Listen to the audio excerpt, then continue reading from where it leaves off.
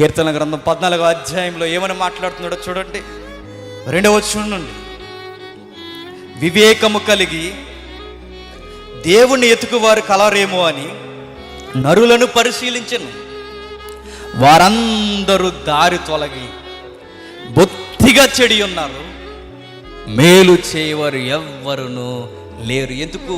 పై వచనంలో దేవుడు లేడని బుద్ధిహీనులు తమ హృదయములో అనుకొందురు. ఎప్పుడైతే దేవుడు లేడని వారి హృదయాల్లో అనుకుంటున్నారో, హృదయాలు దేంతో నిండిపోతాయట? ఇలాంటి భయంకరమైన నేరాలతో నిండిపోతాయట. సైకాలజీ ఒకటి చెప్పనా, నేరం జరిగినప్పుడు గుర్తుపెట్టుకోండి, పైగా అయ్యో అంటారు కానీ విచిత్రం ఏంటో చెప్పనా, ఆ టెంప్టేషన్లో ఉంటే ఎవడైనా పరిస్థితి అదే. మరి దాని నుండి నన్ను విడిపించేది ఏంటయ్యా అంటే ఒకే ఒక్క కేక.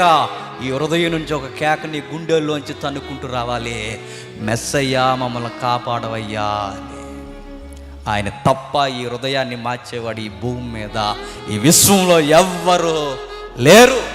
ఆయన మాత్రమే మార్చగలడు. ఆయన మాత్రమే మరల నూతన జీవితాన్ని ఇవ్వగలడు.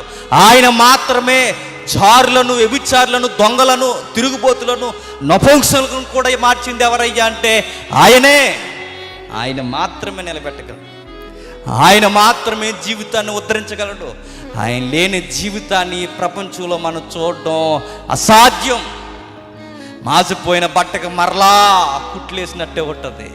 చెరిగిపోయిన జీవితం చెరిగిపోయింది అనుకుంటాం కానీ ఆయన లేకుండా మరలా గిలిమని వెనక తిరుగుతూనే ఉంటుంది. గుర్తుపెట్టుకోండి, క్రీస్తు భావజాలం లేకపోతే మనుషుల్ని మనుషులుగా చూడడం కూడా మనకి రాదట. క్రిస్టియానిటీ ఎందుకయ్యా సొసైటీకి అవసరం అంటే, క్రిస్టియానిటీ వాల్యూస్ నేర్పిస్తుంది. క్రిస్టియానిటీ, క్రైస్ట్ అనే ఆయన సొసైటీకి వాల్యూ అనే ఒక మార్కు నేర్పిస్తాడు. ఆయన ఇది మంచి అని నాకు ఎలా తెలుస్తుంది అయ్యా అంటే, మంచి అన్న స్కేల్ పక్కన ఉన్నప్పుడే కదా చెడు అంటే ఏంటో తెలుస్తుంది.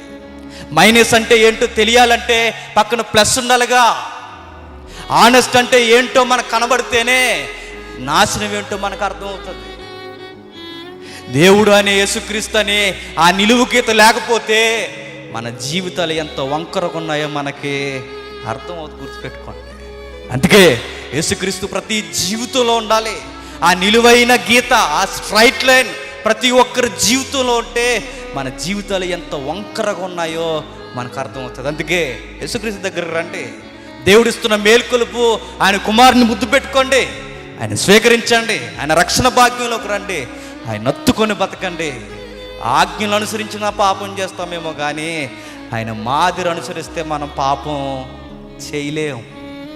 అందుకే కొత్త నిబంధన భక్తులు ఎక్కడ అపోస్తులు ఇలాంటి జాగ్రత్తలోకి అడుగులు వేసినట్టుగా మనకు కనబడదు. పాత నిబంధన భక్తులు వేసినట్టు కనబడదు. ఎందుకంటే వాళ్ళ ఆజ్ఞలు అనుసరించారు, వీళ్ళు మాదిరి అనుసరించారు.